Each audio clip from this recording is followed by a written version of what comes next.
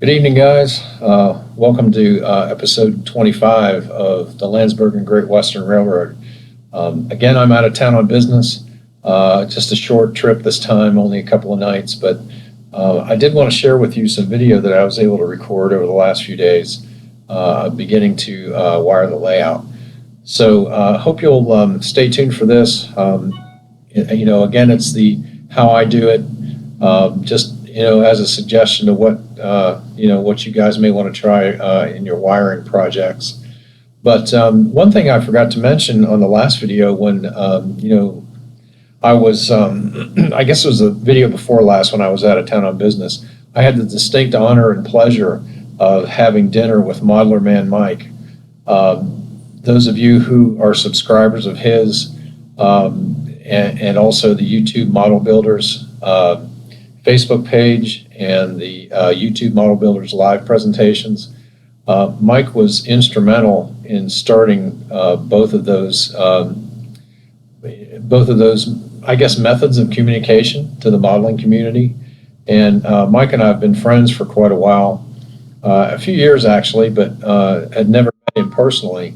And it was just by chance that we got connected again a few months ago, and when I was in Dallas on business, arranged to meet up with Mike and have dinner with him, and just thoroughly enjoyed the evening. So anyway, just wanted to give Mike a big shout out. I talked to him a lot about modeling and getting back into the hobby, and he's had a few distractions lately, but he's looking forward to getting back in and maybe posting some videos again soon. So anyway, big shout out to Mike for all of his support to the community, and just wanted to let you know that I had met him. So stay tuned for the video here. It may be a little bit disjointed, but it's how I do things. So anyway, hope you enjoy it. Thanks for watching.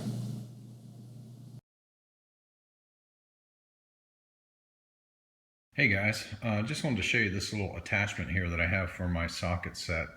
I don't know how many of you have seen this, but a while back there was this socket set sold basically for removing bolts and so forth where the corners had been rounded off and you couldn't get them out.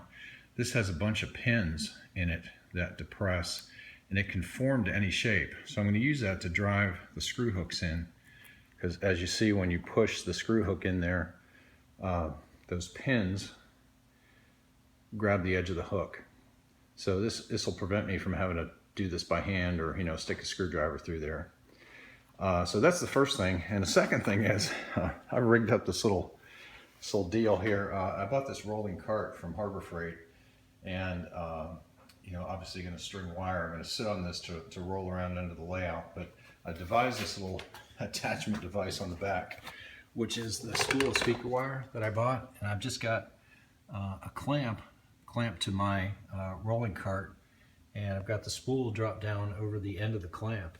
And what this is going to allow me to do is feed the wire off of the spool as I string it through, so it won't become, won't be unraveling everywhere and rolling on the floor. So anyway, just a short video.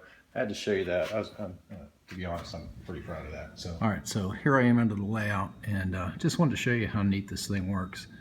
So I've got the screw eye placed in there, and it's in the socket. So watch how easily this goes in. Trying to hold it with one hand, it doesn't go in very easily. Hang on, I'll see if I can get this started. Well, let me show you on the other one that's already in there. I'll back it out so you can see how well it works. But it just grips the head of the screw eye, and I'll try and run this back in there so you can see how easily that works. So this is going to save me a lot of time. Plans. My little rig that I was so proud of didn't work very well because, as you might imagine, excuse me, ran the wire through that first screw eye, and as I was rolling down the aisle, I was unwinding wire behind me. So it would have been a real mess. So anyway, what I did is I rigged up this little device over here with a clamp, and I have it just connected to a support leg there, and I've got the spool of wire strung over it. The clamp has a bit of a, I don't know if you can see in this video, but right at the end there's a little piece of metal that sticks through there vertically, and it keeps the spool from sliding off. So anyway, this has worked out pretty well. I've worked my way down the yard side. I don't know if you can see the wire or not, but and I've come around the peninsula. I've gone up one side and I'm starting down the other side. I'm stringing the what I'm going to refer to it as the inside main right now. But this old driver thing, little socket driver, is working wonders for running these screw eyes in. But once I get, I figured I'd kill two birds with one stone here. Put in the screw eyes and string one bus wire, and then come back after I'm done and string the other bus wire through the screw eyes. So it's going fairly quick. So I've gotten both of the bus lines strung now, so you can kind of get the idea of the screw eyes. It works really well because the screw eyes are smooth, and the speaker wire has a little bit of a kind of a sticky insulation on it, so it allows the wire to slide through there very easily. There's a lot of slack in them right now because I don't have them tensioned. So you can see back over here where the two wires meet. I've just got them tied together so I know which is which. And I'm thinking right under here is where I'm going to mount the power supply and the booster and the DCC controller.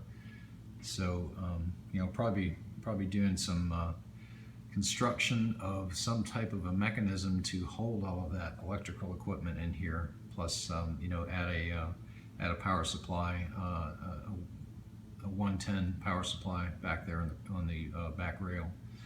So anyway, finally getting it wired. It didn't take me very long. I'm guessing I started probably about 7:30, and it's shortly after 9 right now. So only took me about an hour and a half to string all the wires. So from here, what I think I'll do next is just make sure to, I'm going to test the continuity from beginning to end of each bus line, just to make sure that I've got everything prepared to drop the feeders. I want to make sure I can get power the whole way through the line.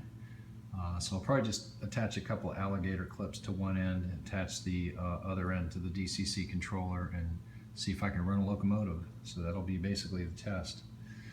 Other than that, I think that's it for this evening. A couple, every time I say that's it for this evening, I think of something else that I did.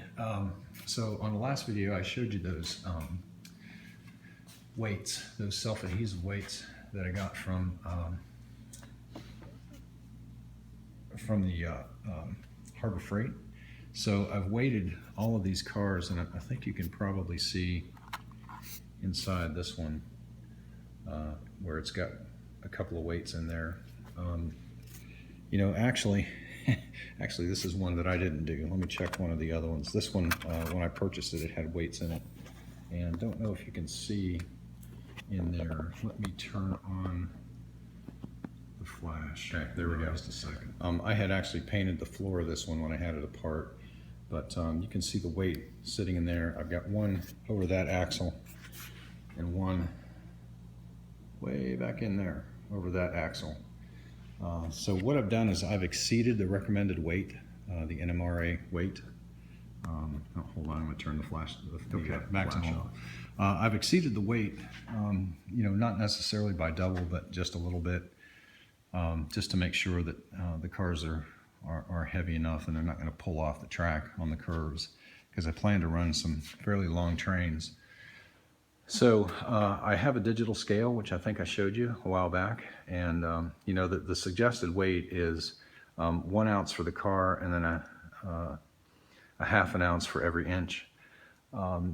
These box cars here are about 6 inches in 6-7 inches in length. So obviously that should be, if they're 7, 3.5 ounces plus 1 ounce for the car, 4.5. So I've made sure they were 4.5. Some of these had metal floors in them, so they're 5.5. Some are 6, but you know, they're all heavy. So I'm going to see how that goes, and if I have to add more weight, I can always do that. I've gone and added the extension boxes to the layout.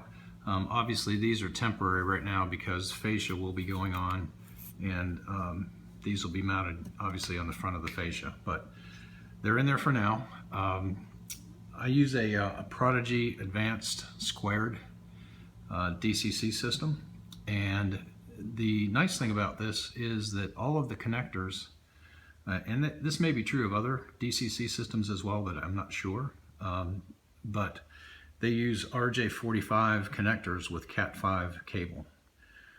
So the nice thing about that is if you're trying to hook up extension boxes like this, you can buy just regular old Cat5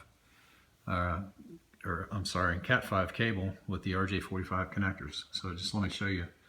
Down here under the layout, obviously I've got some of the bus wires are not tightened up yet, but I've got one. The extension box that you're looking at was on the passenger station side of the layout, and this is the one that is on the intermodal yard side. So I've got these daisy chained together, so I have an RJ45 connector and cable. I keep saying RJ45, it's Cat5 cable that runs from here the whole way around to my DCC system, which is over there. So I'll show you that in a minute. And then from that expansion box, I have another Cat5 cable that runs and connects into the back of this box here. So hopefully you saw that. All right, so let's go take a look at the DCC system and where it's mounted. Okay, so here's the other expansion panel on the intermodal yard side of the layout. So this is the intermodal yard right here. And directly across from that, which is the other yard, I built this panel. I had some leftover plywood from a project. So I built this panel. I've attached a power supply to it up there. And down below, let me get this out of the way, is my advanced squared controller. And this wire here is the one that feeds the expansion panels. There are 2 other ports available here, so if I want to plug in my controller here to operate, operate this yard, I can plug it in right there, or you know, really it's 2 feet away, less than that, to this panel here, so I could plug it in there. The other thing that I have is a Power Station 8, which is it's like it's a power booster, and it provides 8 amps of extra power. I think the Prodigy has 3 by itself, but anyway, this is 8. And the power supply here is the one for this one. This one here just plugs directly into the to the power supply up there. So I need to get some RJ45 connectors to join my cables together. I need 2 of them. I had some extra Cat5 cable from back in my computer wiring days left over, so I had enough to actually reach over to the 2 expansion panels here and got that all connected. So I just need to get the RJ45 connectors. I also want to get a couple of power distribution blocks to put up here to wire the bus, the 2 main bus wires into that power distribution block. And then the way this thing wires up, sorry from stuttering here, it's late, but there is a feed from here that connects to the DCC in terminals here, and then the output from these 2 will connect to the distribution block